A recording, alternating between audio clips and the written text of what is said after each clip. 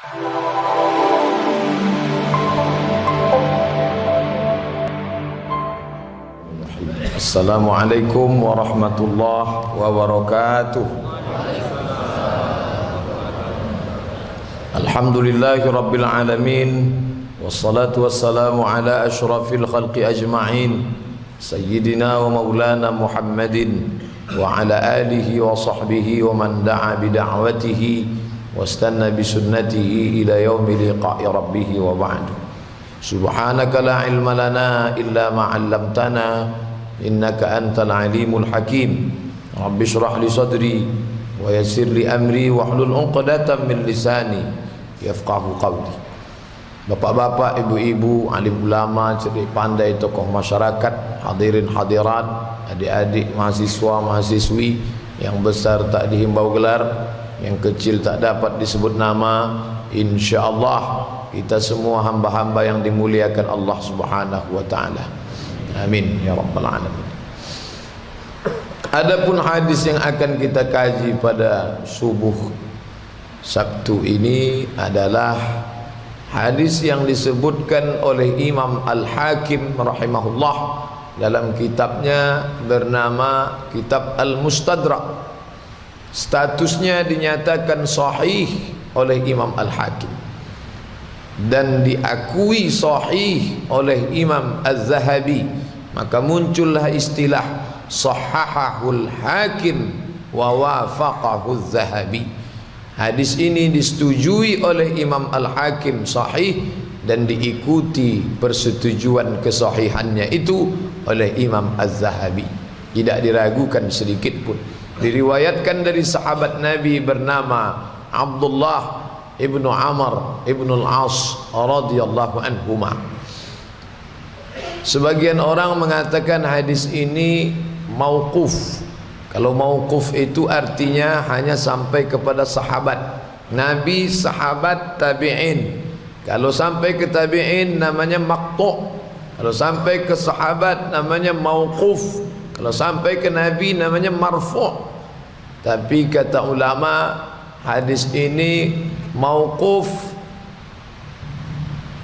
mahkumun bil marfu', tapi dia hukumnya marfu' sampai ke Nabi.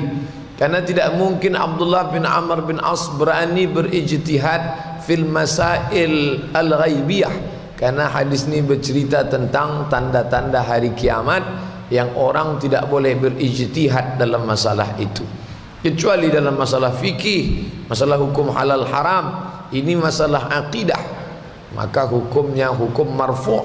Ini dari Nabi Muhammad sallallahu alaihi wasallam. Min asyratis sa'ah, di antara tanda-tanda sa'ah. Sa'ah secara bahasa artinya sudah jadi bahasa Indonesia, saat, waktu. Tapi kalau disebut kata sa'ah itu maknanya hari kiamat. Coba kita tengok kata sa'ah dalam Al-Quran. Yas'alunaka 'anis sa'ati ayyana mursaha. Mereka bertanya kepadamu ya Muhammad sallallahu alaihi wasallam tentang sa'ah, maksudnya tentang hari kiamat. Datang seorang sahabat bertanya, mata sa'ah, kapan hari kiamat itu? Lalu Nabi menjawab, itu menunjukkan makna sa'ah itu kiamat, tapi tidak selamanya makna sa'ah itu kiamat huru-hara, dunia hancur, kiamat besar. Bisa jadi juga maknanya adalah kehancuran. Misalnya ketika sahabat bertanya, mata sa'ah, kapan terjadi hari kiamat? Nabi justru menjawabnya, idza wusidal amru ila ghairi ahlihi fantaziris sa'ah. Kalau diberikan suatu perkara bukan pada ahlinya, tunggulah kiamat. Maksudnya tunggulah kiamatnya. Kalau diberikan jembatan itu kepada yang bukan ahlinya, tunggulah kiamat. Maksudnya jembatan itu kiamat. Yang lain tak kiamat, hancur. Kalau diberikan masjid itu bukan pada ahlinya, tunggulah kiamat. Masjid itu kiamat, hancur. Diberikan masjid pada orang yang tak berjiwa masjid, maka hancurlah dia. Kiamat kecil, kiamat berarti kehancuran. Jadi hadis ini bisa berarti tanda-tanda kiamat besar. Memang dunia sudah mau kiamat, tapi juga bisa bermakna di daerah itu terjadi kiamat kecil, hancur lebur. Institusi itu terjadi kiamat kecil, rusak sistem yang sudah dibangun. Nah, inilah pengantar hadis ini. Min asyratis sa'ah, di antara tanda-tanda kehancuran. Dalam hadis ini ada 3 tandanya. Nabi tak ada menyebutkan 1, 2, 3, tak ada. Abdullah bin Amr bin Al-As juga tak ada menyebut 1, 2, 3. Tapi kalau kita penggal hadis ini 1, 2, 3. Apa dia? Min asyratis sa'ah, di antara tanda-tanda kehancuran. Yang pertama, an turfa'al asyraru wa tuda'ul akhyaru. Itu tanda yang pertama. An turfa'al asyraru, orang jahat diangkat, wa tuda'ul akhyaru, orang baik dijatuhkan. Kira-kira sudah terjadi apa tidak ini? Tak usah kita jawab. Belum jawab, saya bilang saya jawab. An turfa'al asyrar, syarrun jahat, khairun baik. Orang jahat asyrar, orang baik akhyar. Nah, jadi kalau ada nama bapak akhyar, orang baik. Kalau asyrar Pak Ustaz, habis ini kita kenduri ganti nama. Asyrar jahat. Antur fa'al asyraru, diangkat orang jahat, wa tuda'ul akhyar, orang baik dijatuhkan. Ini sudah terjadi pada sebagian tempat. Pemabuk, pecandu narkoba, pezina, merata-rata telinga orang tahu cerita pelecehan seksualnya, disusunnya dinasti kekuasaan, tetap juga diangkat orang, dipilih orang. Bebuih mulut ustaz mengatakan, jangan pemimpin yang zalim berkuasa, akan turun laknat nanti. Semanalah Pak Ustaz, dia ngasih kami 300.000. Dulu ini tidak akan mungkin terjadi. Orang jahat tak mungkin naik ke atas, tapi dibantu oleh demokrasi. Suara terbanyak, suara Tuhan. Mana yang paling banyak, itulah Tuhan. Orang tak lagi menengok benar salah, orang tak lagi menengok hak batil. Mana paling banyak, itu yang benar. Jadi orang pun, kau kenapa jilbab pendek begini? Begini orang banyak, cemanalah Pak Ustaz.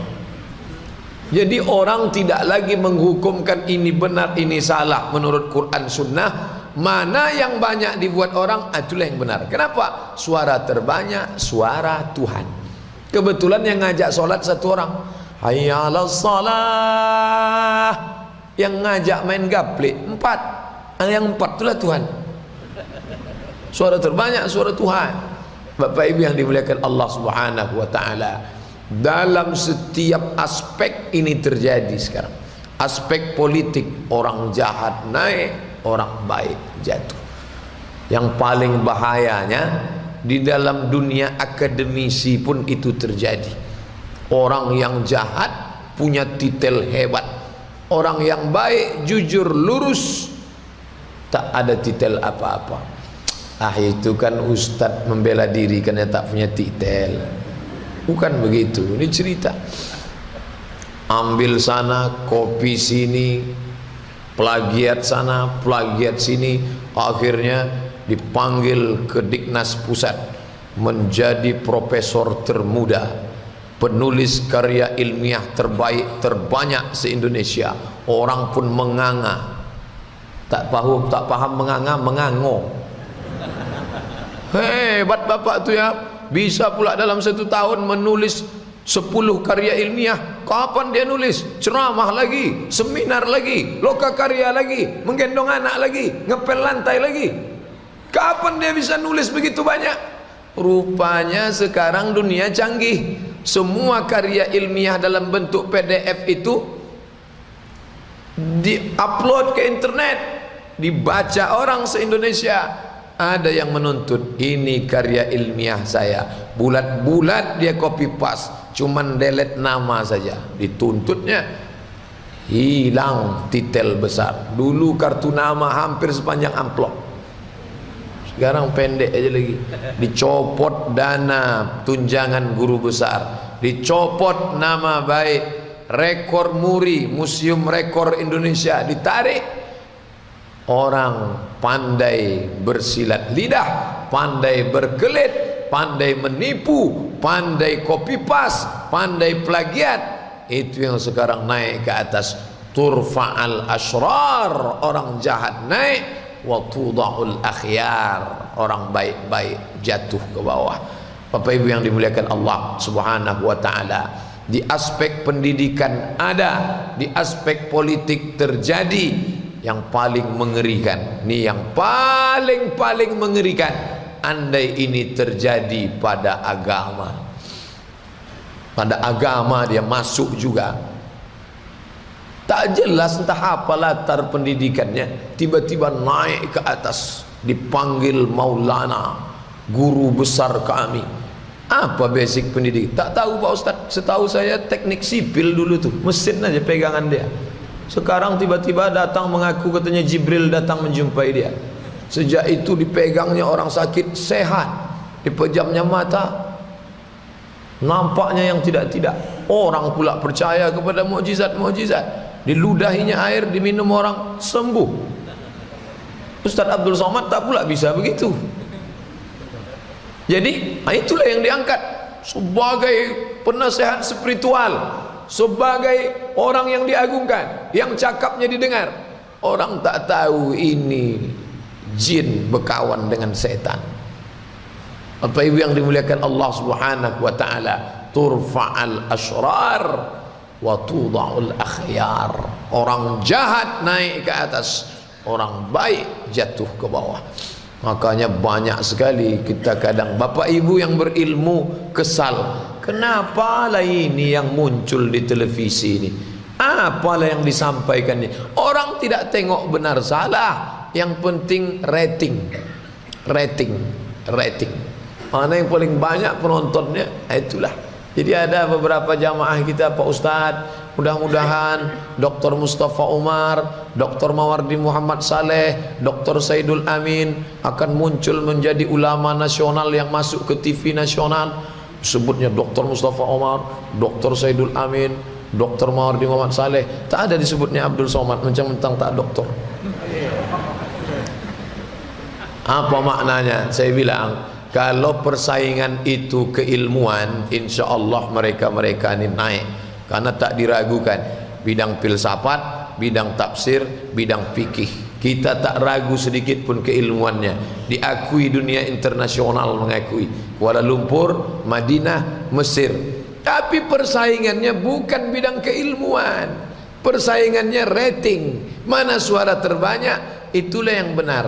Mana yang paling disukai orang, orang pula sukanya. Bapak Ibu tahu sendirilah, dalam dunia politik ini terjadi, efeknya luar biasa.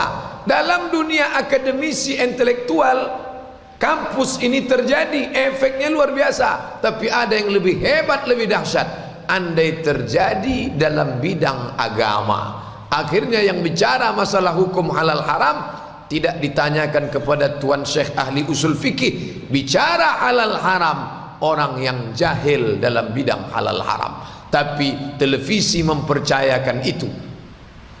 Heboh masalah 2012, kata Steven Spielberg akan terjadi hari kiamat. Yang diwawancarai artis, tapi berbaju ulama.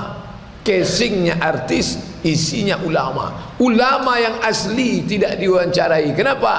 Karena tidak akan menaikkan rating. Luar biasa. Ini terjadi pada 3 aspek besar: politik, pendidikan, dan agama. Bapak Ibu yang dimuliakan Allah Subhanahu wa taala, kita bersyukur kepada Allah, bumi Lancang Kuning Provinsi Riau ini agama masih lagi pendapat secara umum, walaupun di sebagian tempat ada juga yang mengulamakan yang tak ulama. Tak jelas latar belakang pendidikan, berfatwa menurutkan hawa nafsu. Tapi sebagian besar kita masih terpelihara dengan tonggak-tonggak yang besar. Mufti Rokan Hulu sekaligus Mufti Pekanbaru Dr. Mawardi Muhammad Saleh, Ketua Dewan Pakar Masjid Agung sekaligus Ketua Komisi Fatwa MUI Provinsi Riau Dr. Mustafa Omar. Ini kita alhamdulillah selamat. Tapi di tempat-tempat lain yang diulamakan, yang didulukan selangkah, yang ditinggikan seranting, al-ashrar, orang jahat, wal akhyar, orang yang baik justru tidak dipedulikan. Selanjutnya tanda yang kedua, apa dia? Itulah yang dikatakan Nabi sallallahu alaihi wasallam, wa an tukhzanal fi'lu wal 'amalu wa yazharal qawlu. Amal, perbuatan, action, qaulu, ucapan, mestinya seimbang antara ucapan dengan perbuatan. Tapi ketika kehancuran sudah mulai dekat, yang terjadi wa an tukhzanal fi'lu wal 'amalu, perbuatan tak nampak, tukhzana artinya tersimpan di bawah. Wa an tukhzanal fi'lu wal 'amalu, perbuatan tak nampak, wa yazharal qawlu, yang muncul adalah ucapan. Saya waktu mau mengkaji hadis ini nampaknya menembak ke dalam ini, karena ustadz yang banyak bercakap. Jangan-jangan aku yang disindir hadis ini. Ada pekerjaan, profesi yang memang mesti bicara. Jadi tidak mesti selamanya. Ini artinya, oh kalau begitu arti tanda yang kedua ni wa an tukhzanal fi'lu wal 'amalu wa yazharal qawlu, no action, talking only. Nah, itu kalau bahasa orang sekarang. Tak ada amal, bicara saja. Kalau gitu ustadz lah yang kena tuh, ustadz bicara saja. Ada memang orang yang mesti bicara. Ustadz tak boleh dilarang bicara. Kalau ustadz tak boleh bicara, tak ada pengajian. Apa pengajian kita pagi ini Pak Ustadz? Ustadz mesti bicara. Guru di lokal mesti bicara. Kalau ada guru tak bicara, itu makan gaji buta. Masuk ke lokal, kelompok 1 silakan presentasi. Dia mohon buka iPad, disangka orang baca, rupanya main game online. Bagaimana kelompok 1 sudah selesai? Udah Pak, maju kelompok 2. Sudah selesai? Sudah. Kita buka tanya jawab, diskusi. Karena waktu sudah habis, Bapak permisi dulu. Tugas-tugas tolong kalian perbaiki. Semuanya yang sudah siap kirim ke email Bapak ya. Makalah anak-anak itu dikumpul jadi satu, jadi guru besar. Inilah orang makan haram. Jadi ada memang profesi itu dia mesti bicara. Pengamat itu mesti bicara. Anggota legislatif memang dia wajib bicara, karena dia disebut dengan parlemen. Parlemen itu diambil dari bahasa Prancis, parler. Parler artinya bicara, bukan parler. Parler, parler bicara. Kebetulan kami kuliah dulu di Maroko, wajib mengambil bahasa Prancis 2 SKS. Mau tak mau, parler bicara. Saya tidak bisa bicara Prancis. Je ne parle pas français. Parler. Kenapa Ustaz ingat itu? Karena itu yang selalu paling saya sebut dulu. Kalau datang orang, comment ça va bien? Je ne parle pas français. Saya tak bisa. Jadi parler itu artinya bicara. Saya tak bisa bicara. Je ne parle pas. Saya tak bisa bicara. Prancis, français. Inggris, anglais. Arab, arabe. Dia bilang ara. Parler bicara. Parlemen tempat orang bicara. Jadi kalau dia duduk di situ tak bicara, itu makan haram. Itulah yang disuting oleh wartawan sampai ke situ. Itu makan gaji buta itu. Parler mesti bicara. Ustadz memperbaiki umat nih mesti bicara. Tapi ada orang-orang yang tak boleh bicara.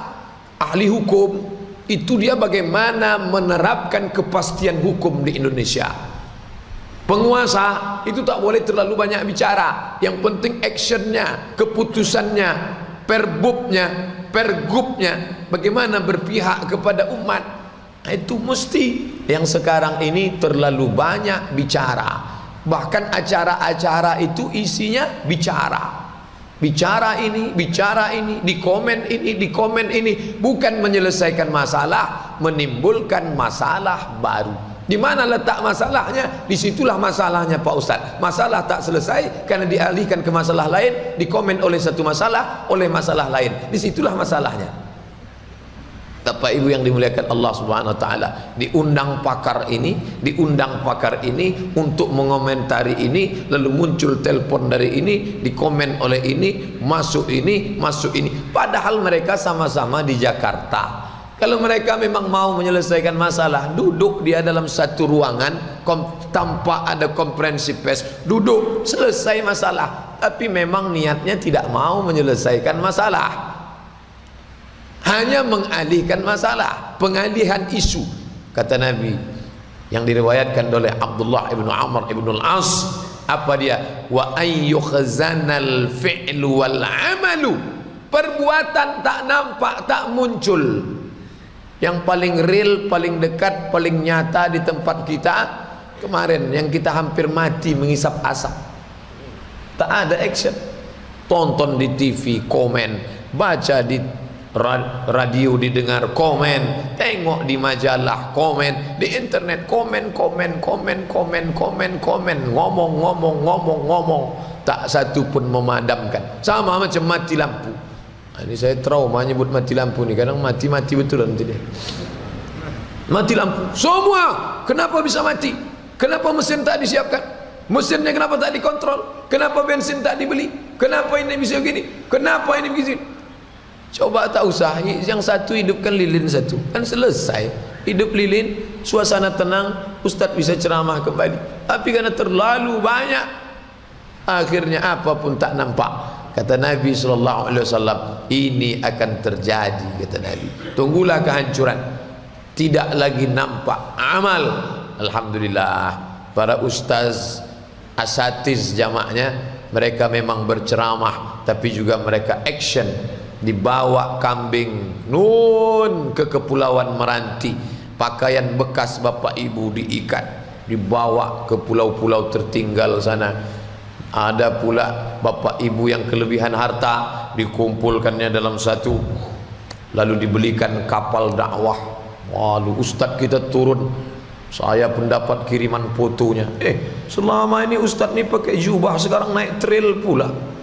Artinya mereka tidak hanya bicara, tapi ada action. Jamaahnya juga begitu. Bukan ketika diceramahi, marilah kita berinfak sedekah, ngomong. Tapi terbukti beberapa Sabtu yang lalu, saudara kita, dia tak pandai ceramah, dia bukan LCMA, tapi hatinya lembut. Semua anak-anak yang dibuang oleh ibu kandungnya, mak kandung membuang anak, tak ada niat punya anak, maaf cakap, berzina. Lahir anak, dibuang dalam kardus, dikutip oleh bapak tuan fulan yang tak mau disebut namanya. Ada anak lahir buta, tak bisa menengok, diambilnya. Ada anak lahir tak ada anus, orang tuanya pun tak suka, diambilnya. 150 anak dia kumpul. Bapak kerjanya apa? Koleksi anak-anak aneh. Ada yang mengkoleksi CB100, ada yang mengkoleksi sepeda ontel, ada yang mengkoleksi batu cincin. Dia enggak, yang dikoleksinya anak-anak yang dibuang emaknya, itu dia koleksi. Kolektor, profesi kolektor. Semua yang dicampakkan orang dikumpulnya, dikasihnya makan.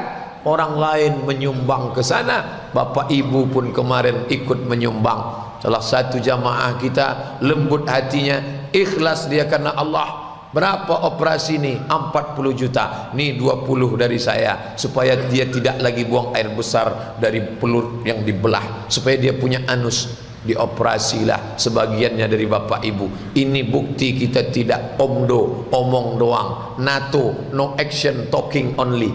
Tapi ada bentuk real, nyata.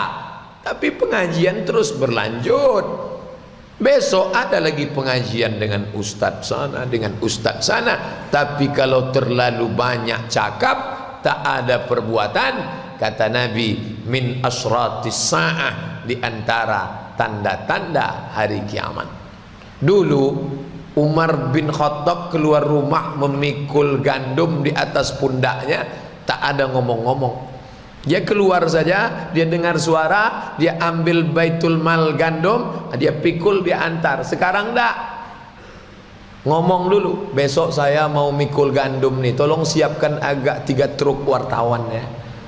Nah, nanti pas saya mikul tuh foto, kira-kira pas muka saya sedang merasa berat. Nah, nanti komen kan di atas, betapa amanahnya. Nah, di bawah, coblos nomor 1. Ibu yang dimuliakan Allah subhanahu wa ta'ala. Akhirnya komen. Orang tertipu dengan pencitraan. Orang tertipu dengan pencitraan, itu kan istilah baru itu. Citra nama baik, baik nampak baik, ditengok balehonya, ganteng, muda, begitu jumpa lapuk. Siapa yang membuat baik, bagus, elok, tampak? Photoshop punya kerja. Putih.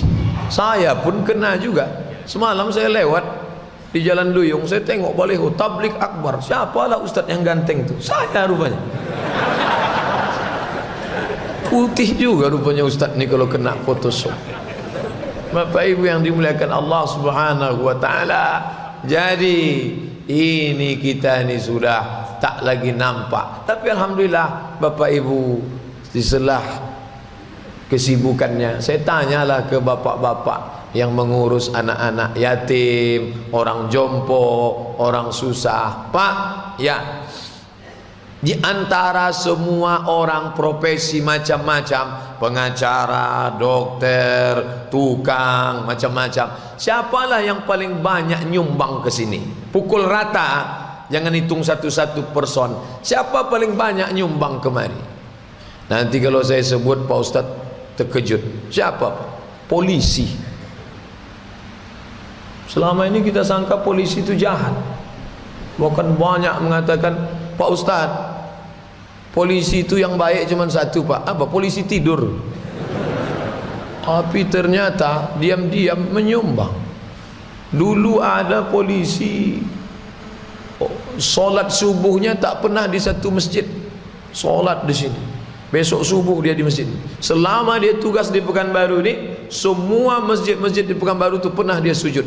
Jadi kalau kata ayat Quran, wa naktubu ma qaddamu wa asarahum, semua bekas-bekas akan menjadi saksi, maka semua bekas tempat sujud dia di musola-musola itu bersaksi di hadapan Allah, bekas-bekas tapak kaki dia. Tapi balik ke tanda yang pertama, orang baik tak terangkat, orang jahat terangkat. Polisi yang mengajak pasukannya solat zuhur, buatkan boleho di depan kantor. Kalau sudah masuk waktu solat, pekerjaan stop, ke masjid, dijatuhkan. Tentara dipasangnya di depan kantor Pangdam. Tidak zamannya lagi malam tahun baru mabuk-mabuk. Ayo zikir ke masjid. Di asrama kantor tentara itu yang saya copy kemarin jadi bahan malam tahun baru. Nih, tentara, polisi sudah balik ke jalan Allah subhanahu wa ta'ala. Mereka tidak LCMA, dia tidak basic agama, dia tidak orang dari Makkah Madinah, tapi agama dalam hatinya. Dia tak ngomong, langsung dengan kekuasaannya. Bapak Ibu yang dimuliakan Allah, lain perasaan kita menengok orang berseragam itu ketika dia beragama dengan Abdul Somad yang pakai koko beragama itu biasa. Ustaz Abdul Somad sholat ke masjid, Allahu Akbar, biasa. Justru luar biasa kalau dia tak ke masjid, itu baru luar biasa. Tapi kalau orang berseragam, pakai pistol, pakai seragam, sholat ke masjid, bapak-bapak yang bawa anak kecil tunjuknya, tengok tuh, polisi aja sholat, masa kau tak sholat? Tentara aja sholat, masa tak sholat? Tengok, ini kadang yang polisi, yang tentara sholat, malah Hansip tak sholat. Mohon maaf Bapak Hansip tersinggung. Bapak Ibu yang dimuliakan Allah subhanahu wa ta'ala, jadi maknanya beramallah. Sekarang kalau diajak bicara komputer, friend, menurut ente mana antivirus yang bagus? Aduh mohon maaf, aku kalau antivirus nih kurang paham. Aku mau beli laptop nih bingung. Asus, Toshiba, Acer, Sony, apa Panasonic. Aduh, aku masalah elektronik ini agak gaptek sedikit, tak paham. Tapi kalau sudah bicara agama, semua paham. Semua bicara agama. Menyampaikan agama boleh, tak masalah. Menyampaikan agama tak masalah. Tapi ketika sudah bicara fatwa halal haram, ini lain. Makanya dibedakan antara waiz dengan alim. Waiz itu hanya menyampaikan agama, menyampaikan kultum, itu bebas. Mana tahu bapak ibu di kantor dibuatkan jadwal kultum. Besok bapak, besok kita diminta besok ibu kultum ya. Saya tak paham agama, jangan minta saya kultum. Kultum boleh. Justru bapak-bapak direktur pimpinan itu kalau menyampaikan kultum itu beda gairahnya. Assalamualaikum warahmatullahi wabarakatuh. Pada zuhur ini saya diberikan amanah menyampaikan kultum 7 menit. Mari kita sholat. Dengan sholat ini kita menjadi tenang. Itu beda kalau pimpinan yang ngomong. Kata Abdurrahman Ibnu Khaldun, ar-ra'iyah ala dini mulukihim.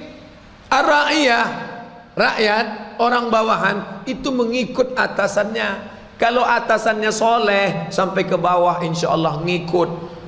Kalau atasannya baik, sampai ke bawah insya Allah baik.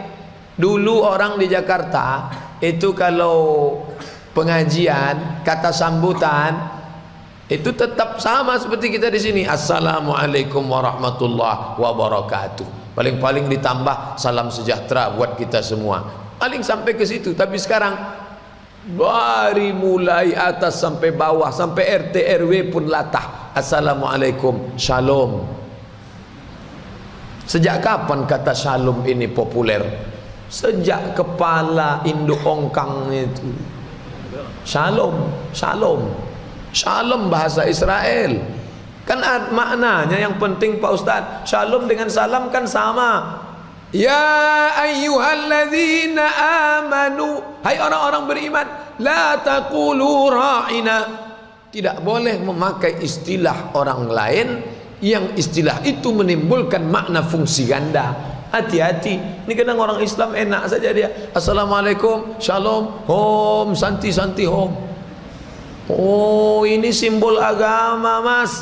Jangan main-main. Wala ana abidum ma'abattum wala antum abiduna ma'abud. Lakum dinukum waliyadin.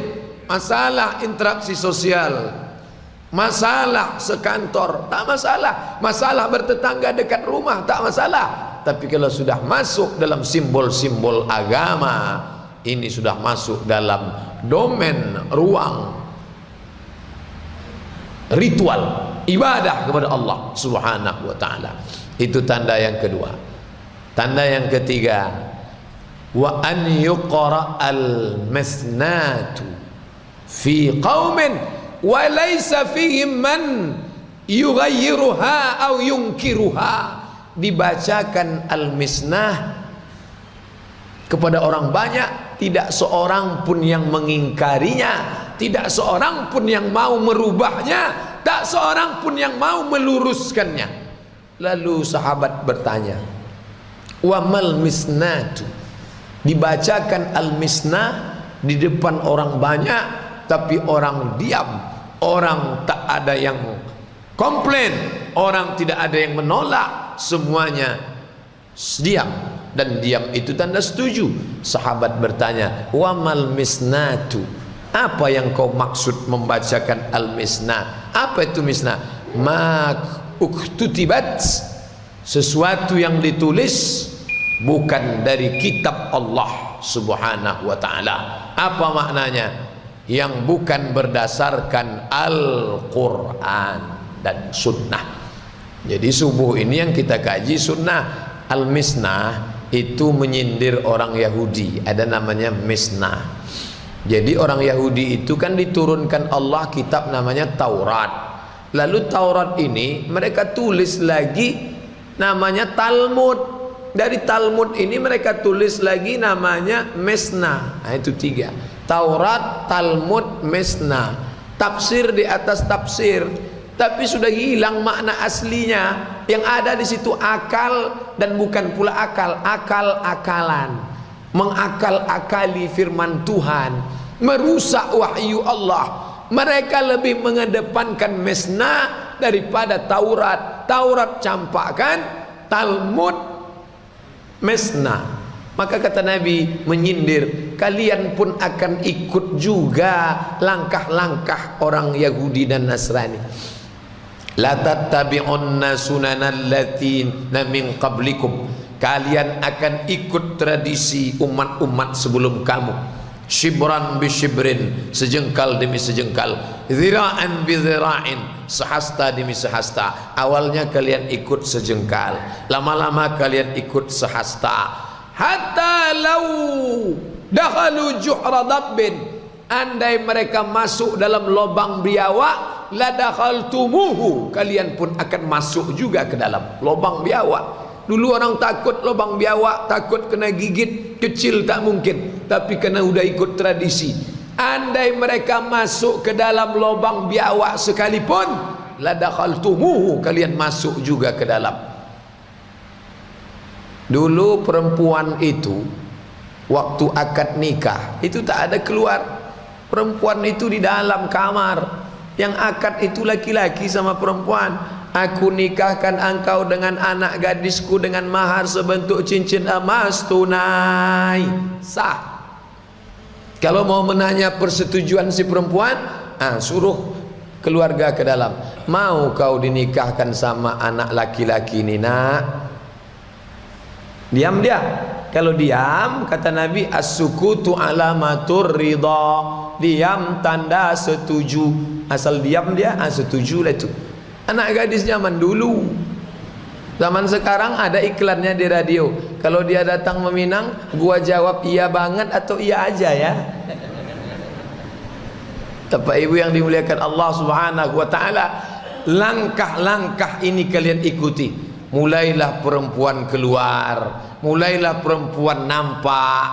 Dulu orang berani bergambar setelah ikat nikah, kalau tidak pantang, malu. Sekarang entah pose-pose apa nama, pose hantu belau muncul semua. Kalau tak ada itu malah orang heran. Balik dari situ, kok nggak ada fotonya ya? Orang yang tak membuat itu dianggap aneh. Kalau ada orang tua yang tidak mengizinkan anaknya memajang itu, orang tua aneh, jadul, tak layak hidup 2016. Mestinya sudah mati 86 tahun yang lalu. Kalau ada anak lajang yang tidak membuat tradisi itu, anak lajang yang aneh, ketinggalan zaman. Tapi yang paling mengerikan ini yang ketiga ini, yang dibacakan, yang menjadi pedoman hidup tidak lagi Al-Quran. Memang dia baca Quran, tapi Quran itu dibaca bukan dijadikan sebagai petunjuk hidup. Quran itu diturunkan Allah. Syahrul Ramadan allazi unzila fihil Quran hudan, sebagai petunjuk. Dzalikal kitabu la raiba fihi hudan.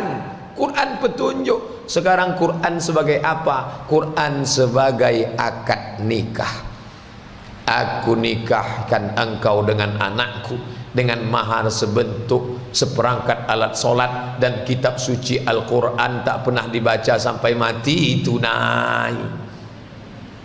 Bapak Ibu yang dimuliakan Allah Subhanahu wa taala, Quran diturunkan Allah bukan sebagai pajangan ruang tamu.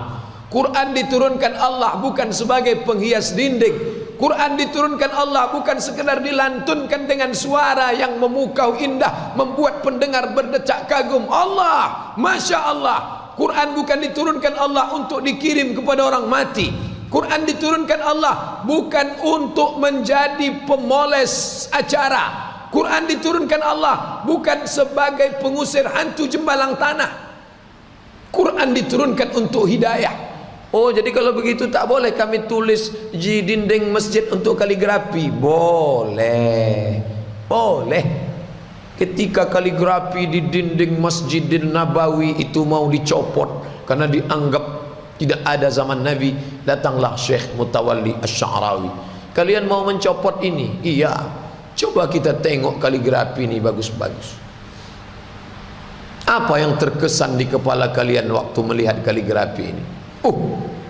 Bagus Syekh, waktu kami tengok subhanallah, masya Allah, tangannya bentuknya sama, tapi kenapa tangan ini ketika dioleskannya cantik, yang satu lagi sama bentuknya tapi nengoknya tak nyaman? Kenapa bentuk lehernya sama, tapi yang salah satu imam kita tadi qari, keluar suara yang indah, Bismillahirrahmanirrahim, begitu keluar dari leher yang ini lain bunyinya, 11-12 macam kambing ditarik. Kenapa bisa begitu?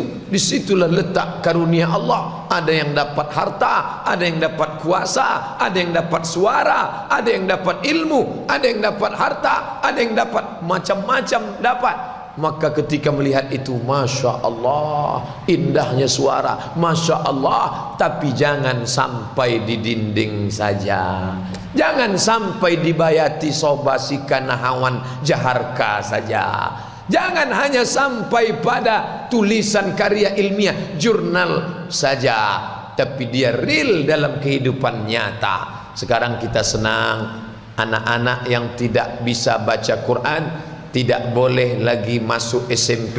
Sudah dikeluarkan perda di beberapa kabupaten kota. Gerakan maghrib mengaji baik, tapi jangan lupa ini anak tangga berapa. Dia harus ada tangga 1, tangga 2, tangga 3, tangga 4, tangga 1. Wa idza quri'al Qur'an, kalau Quran dibacakan, fastami'u lahu, dengar baik-baik, wa ansitu. Itu anak tangga paling bawah tuh dengar. Yang agak tinggi sikit, iqra'ul Qur'an, baca Al-Quran, fa innahu ya'ti yaumal qiyamah, Quran akan datang pada hari kiamat. Tangga 2 naik sikit, afala yatadabbarunal Qur'an, mengapa mereka tidak merenungkan makna-makna isi Al-Quran? Dengar, baca, paham, tinggi sikit, amalkan isinya. Jadi apapun kita bersumber dari Al-Quran. Kata Nabi SAW, nanti hadis marfu' ini, kata Abdullah ibnu Amr ibnu al-As, akan datang masanya wa ayyuqara'a fihim al-misna, dibacakan al-misna, tapi semuanya mengangguk setuju. Quran tak lagi dijadikan sebagai sumber kehidupan. Rumah tangga tidak lagi berdasarkan Quran. Sampai pada cara makan, cara minum, cara nikah, cara pinjam meminjam, cara utang piutang, cara bertetangga, cara berkeluarga, tidak lagi mengikut Al-Quran. Nama-nama Islam tinggal di bumi lancang kuning negeri Melayu identik dengan Islam, kaum muslimin mayoritas, tapi tidak memakai Al-Quran. Wa man lam yahkum bima anzalallah, siapa yang tak memakai hukum Allah, faulaika humul kafirun, faulaika humuz zalimun, faulaika humul fasiqun. Pak Ustaz, apakah kita yang sudah mengaji datang solat subuh ini kafir, zalim, fasik? Tidak, karena kita tak ada kuasa. La yukallifullahu nafsan illa wus'aha. Allah tidak membebankan orang sesuai dengan kuasanya. Tak akan dibebankan Allah di pundak orang 70 tahun beras seberat 70 kilo. Allah tahu, Allah mengerti, Allah maha faham tentang kemampuan kita. Tapi paling tidak dalam pemerintahan terkecil kita, bapak di rumah presiden, ibunya perdana menteri, anak-anak rakyat, paling tidak dalam skala kecil pakailah hukum Allah ini. Cara berpakaiannya, jilbab panjang menutup auratnya, siapa kapten, siapa pasukannya jelas, mana pemutus keputusannya berdasarkan dari Quran dan Sunnah.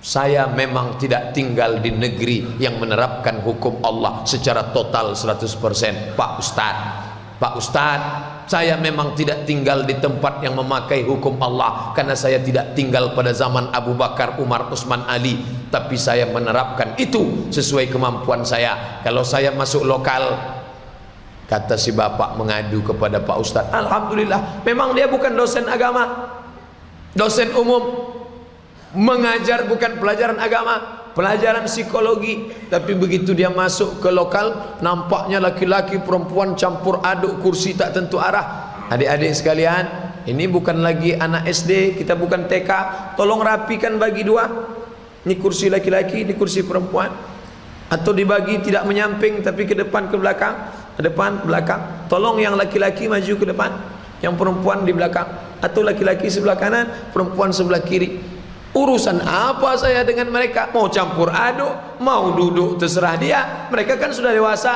Itu kata orang sekuler, liberal. Tapi si bapak yang peduli pada ajaran Islam, dia tahu ini ikhtilat, campur aduk laki-laki perempuan merusak, tak sesuai ajaran Islam. Kalau di Al-Azhar Mesir jauh jarak kampus laki-laki perempuan, paling tidak di tempat saya mengajar, tak pun dia berjarak lokal, paling tidak berjarak tempat. Ada alhamdulillah sahabat-sahabat yang dari kalangan pendidik berjiwa Islam. Yang lebih mengerikan lagi, menyuarakan ajaran Islam, menyampaikan ayat-ayat Quran, tapi dengan tafsir interpretasi orang kafir, sekuler, misionaris, orientalis. Oriental timur, orientalis orang barat yang belajar timur, belajar Islam, ditekuninya Islam dengan cara pikir orang kafir. Nauzubillah. Bapak Ibu yang dimuliakan Allah Subhanahu wa taala, apa yang dikhawatirkan Nabi tiga-tiga ini terjadi. Orang jahat naik, orang baik jatuh, terjadi. Cakap banyak, amal tak ada, terjadi. Lebih banyak memakai pendapat-pendapat manusia daripada hukum Allah, terjadi. Lalu sikap kita bagaimana? Masalahnya sudah jelas. Saya tak ingin kita ngaji pulang bawa masalah. Saya ini banyak masalah Pak Ustaz, saya mau mengaji meringankan masalah. Balik dari Al-Falah malah bertambah masalah saya Pak Ustaz. Sikap kita bagaimana? Maka kita membuat orang lain memahamkan orang lain, membuat orang mengerti. Tausiah subuh ini Bapak Ibu yang hadir paham, mengerti. Kalau sudah mengerti, merubah keadaan yang sanggup kita robah. Jangan pula kita mau merubah semuanya. Abdul Somad mau merubah Pekanbaru, mana bisa? Penduduk Pekanbaru 1.100.000, kita yang tak berdaya nih, modal air liur, lidah sama suara, mana bisa? Bekerja sama, tim. Nabi Muhammad aja sendiri, kalau Allah mau bisa. Innama amruhu iza arada syai'an ayyakula lahu kun fayakun. Tapi Allah tidak mengajarkan itu pada Nabi Muhammad sallallahu alaihi wasallam. Muhammadur Rasulullah, Nabi Muhammad sallallahu alaihi wasallam, walladzina ma'ahu asyidda'u 'alal kuffar. Ada sahabat-sahabat yang bersama dia itu tegas kepada orang kafir, ruhama'u bainahum. Mereka itu saling berkasih sayang. Abu Bakar, Umar, Utsman, Ali, Talha, Zubair, Aisyah, Abdurrahman ibn Auf, Sa'ad ibn Rabi'. Ini semua adalah tim. Jadi kalau ada orang sekarang tak pakai tim, main jalan sendiri saja, one man show, ini bukan ajaran Islam. Maka tim yang sudah baik, solid ini menyadarkan kita kalau terjadi macam yang diprediksi Nabi ini, kita paham, kita mengerti. Tapi kita tidak sebatas itu saja, ada perubahan. Karena dalam hadis ini ada ancaman. Apa kata dia? Ketika dibacakan kitab yang bukan dari Quran itu, walaisa fihim man yughayyiruha wa yunkiruha, tidak seorang pun dari mereka yang mau mengingkarinya. Tak ada yang mengingkari, semuanya diam, dan diam tanda setuju. Ada kata-kata hikmah seorang ahli hikmah. Apa kata dia? Aku tidak khawatir orang jahat buat jahat. Aku tak pernah khawatir orang jahat buat jahat. Aku tak khawatir. Yang ku khawatirkan orang baik diam terhadap kejahatan. Itu jauh lebih mengerikan. Pezina berzina biasa, pemabuk minum kamput biasa. Yang paling mengerikan orang baik diam melihat kebatilan. Ini yang terjadi sekarang. Pecandu narkoba dengan narkobanya, pezina dengan zinanya, pencuri dengan pencuri barang-barang yang dia curi. Orang baik tak melakukan apa-apa. ketika ditanya, yang penting bukan saya, yang penting bukan anak saya, masalah orang lain itu urusan dia, kita tidak perlu intervensi orang lain. Oh, ini bukan ajaran Islam, ini pola pikir barat yang menyusup dalam Islam. Bapak Ibu yang dimuliakan Allah Subhanahu wa taala. Oleh sebab itu mesti ada di tengah umat ini yang memperbaiki sesuai dengan kemampuannya. Allah memuji umat ini baik bukan karena ramai ke masjid. Walaupun ke masjid ramai itu prestasi luar biasa, tapi kalau kita baca ayat Quran, Allah memuji bukan karena itu. Kuntum khaira ummah, kalian umat terbaik. Kuntum, kalian khaira ummah, umat terbaik. Kenapa kita dipuji sebagai umat terbaik? Ta'muruna bil ma'ruf wa tanhauna 'anil, ajak buat baik, larang buat mungkar. Tak usah yang jauh-jauh dulu, terlalu jauh, yang dekat-dekat dulu, istri, anak. Nabi pun disuruh Allah, wa anzir ashiratakal aqrabin, peringatkanlah saudara dekat-dekatmu dulu. Memang susah bicara nih, apalagi kepada adik perempuan, anak perempuan, itu berat. Jadi lama saya memikir, kalau ke orang lain kan enak kita berceramah, tapi kalau kepada adik perempuan, anak perempuan, mungkin gara-gara itulah Allah tahu Abdul Somad ni payah nanti bercakap sama adiknya perempuan. Maka di keluarga saya tak ada perempuan, adik beradik laki-laki, anak pun laki-laki pula, tapi istri masih perempuan. Jadi bercakap, jadi alhamdulillah kalau untuk adik tidak, anak laki-laki, tapi istri dengan kemanakan, anak abang, anak kakak, itu tanggung jawab Ustaz Somad juga. Jangan cuma pandai menceramahi orang. Tidak boleh pakaian sempit, tidak boleh pakai celana sempit maksudnya, tidak boleh. Tiba-tiba orang datang, Ustaz tuh ngomong aja tuh. Makanya banyak penceramah tuh tak mau dia ceramah dekat rumah dia, dia ceramah jauh-jauh. Karena kalau dekat rumah dia tengok orang, usah dengar cakap dia itu, tengok orang. Jadi saya takut juga kena fitnah begitu. Ustaz tuh ceramah jauh-jauh, ke Pasir Pengarayan, ke Perawang, ke Dumai.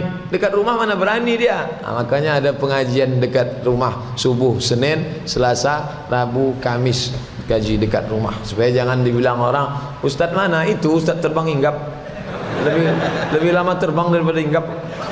Alhamdulillah. Bapak Ibu yang dimuliakan Allah Subhanahu wa taala, itulah kaji kita subuh ini. Tanda kiamat itu cuma 3 nih Pak Ustaz. Dah banyak. Hadisnya terpisah-pisah. Nanti kalau ada ustaz menyusun 70 tanda kiamat, itu bukan satu hadis, dikumpulnya, disusunnya jadi satu. Ini yang kita kaji subuh ini. Mudah-mudahan ada manfaatnya. Terima kasih perhatian Bapak Ibu. Mohon maaf atas segala kesilapan. Kita akan lanjutkan tanya jawab setelah salat sunat Isyraq 2 rakaat insyaallah. Terima kasih. Wassalamualaikum warahmatullahi wabarakatuh.